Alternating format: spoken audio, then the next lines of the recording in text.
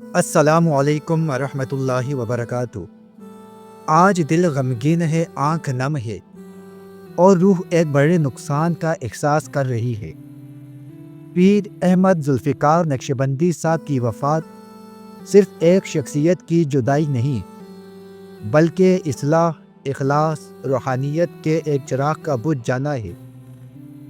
وہ ایسے بزرگ تھے جو لوگوں کو اپنے عمل سے سمجھاتے تھے، جن کی باتوں میں نرمی، چہرے پر سکون اور دل میں اللہ کی یاد بسی ہوئی تھی۔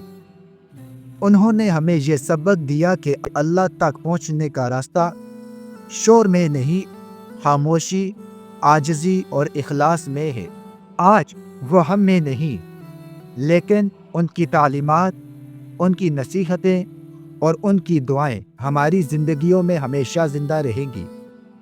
اللہ تعالیٰ ہمیں ان کے نقش قدم پر چلنے کی توفیق عطا فرمائے اور ان کی جدائی کو ہمارے لیے ہدایت اور عمل کا ذریعہ بنا دے۔